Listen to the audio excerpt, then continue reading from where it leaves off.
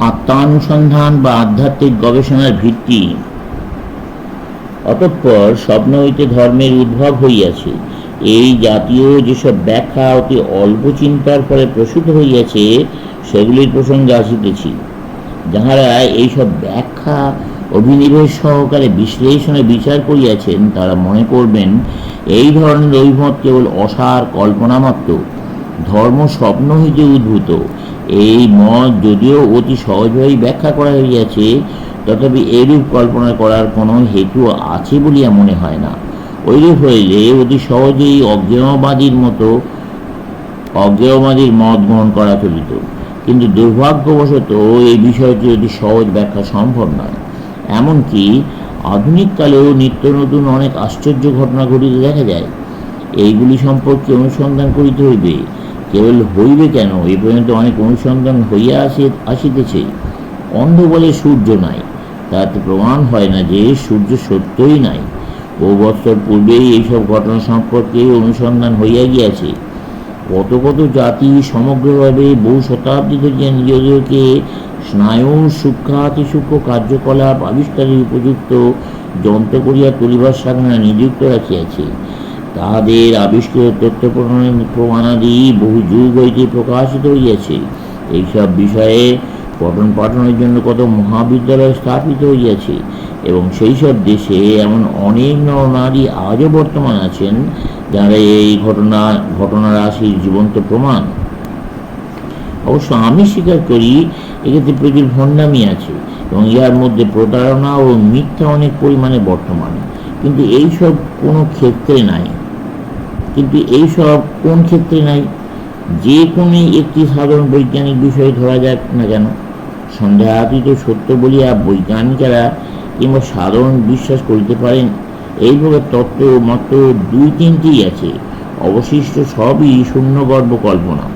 অজ্ঞেয়বাদী নিজের অবিশ্বাস্য বিষয়ের ক্ষেত্রে যে পরীক্ষা প্রয়োগ করিতে চান, নিজের বিজ্ঞানের ক্ষেত্রেও তাহাই প্রয়োগ করিয়া দেখুন না, দেখিবেন তাহার অর্ধেক ভিত্তি মূলসহ ধসিয়া পড়িবে।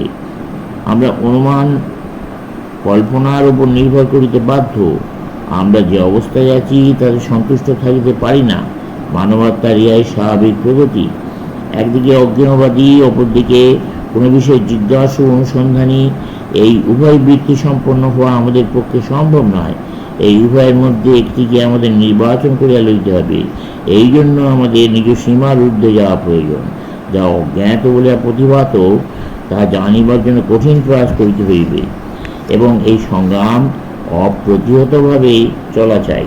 অতএব বক্তা অপেক্ষা এক পদ অগ্রসর হইয়া আমি এই মত উপস্থাপিত করিতেছি যে, প্রেতাত্মাদের নিকট হইতে শব্দ অবলম্বনে সাড়া পাওয়া, কিংবা টেবিলে আঘাতের শব্দ শোনা প্রভৃতি যেসব ঘটনাকে ছেলে খেলা বলে, অথবা অপরের চিন্তা জানিতে পারা প্রভৃতি যেসব শক্তি আমি বালকদের মধ্যেও দেখিয়াছি, কেবল এইসব সামান্য ব্যাপারই নয়, পরন্তু যেসব ঘটনাকে পূর্ববর্তী বক্তা উচ্চতর অলৌকিক অন্তর্দৃষ্টি বলিয়া অভিহিত করিয়াছেন, কিন্তু যাহাকে আমি মনেরই অতি চৈতন্য বিজ্ঞতা বলিতে চাইতেছি, সেই সবের অধিকাংশই হইতেছে প্রকৃত মনস্তাত্ত্বিক গবেষণার প্রথম সোপান মাত্র।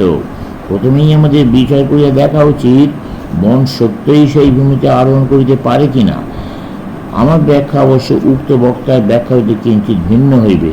তথাপি পরস্পরের ব্যবহৃত শব্দগুলির অর্থ ঠিক করিয়া লইলে হয়তো আমরা উভয়ই একমত হইতে পাইব। আমাদের সম্মুখে যে ব্রহ্মাণ্ড বিদ্যমান, তা সম্পূর্ণরূপে মানব অনুভূতির অন্তর্ভুক্ত নয়। এরূপ অবস্থার মৃত্যুর পরেও সম্প্রতি যে প্রকার চেতনা আছে, তাহা থাকে কি না, এই প্রশ্নের উপর খুব বেশি কিছু নির্ভর করে না।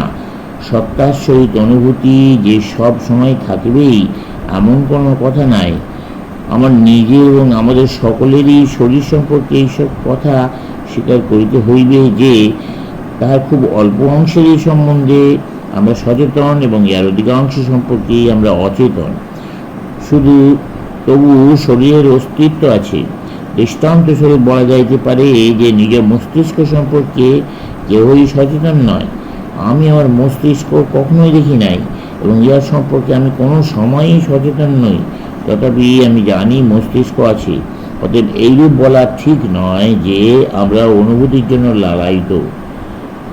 বস্তুত আমরা এমন কিছুরই অস্তিত্বের জন্য আগ্রহান্বিত যাহা এই স্থূল জড়বস্তু হইতে ভিন্ন এবং ইহা অতি সত্য যে এই জ্ঞান আমরা এই জীবনেই লাভ করিতে পারি।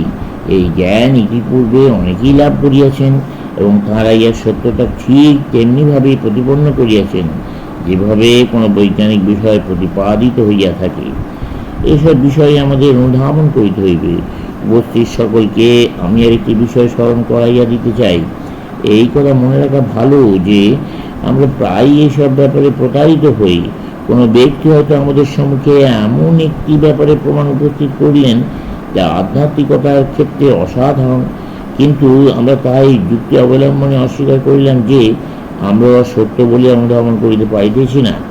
অনেক ক্ষেত্রে উপস্থাপিত বিষয় সত্য নাও হইতে পারে, কিন্তু আমরা অনেক ক্ষেত্রে আমরা নিজেরা সেই সব প্রমাণ অনুধাবন করিবার উপযুক্ত কিনা এবং আমরা আমাদের দেহমন্ত্র এইসব আধ্যাত্মিক সত্য আবিষ্কারের উপযুক্ত আধার রূপে প্রস্তুত করিয়াছি কিনা তা বিবেচনা করিতে ভুলিয়া যায়। সমাপ্ত।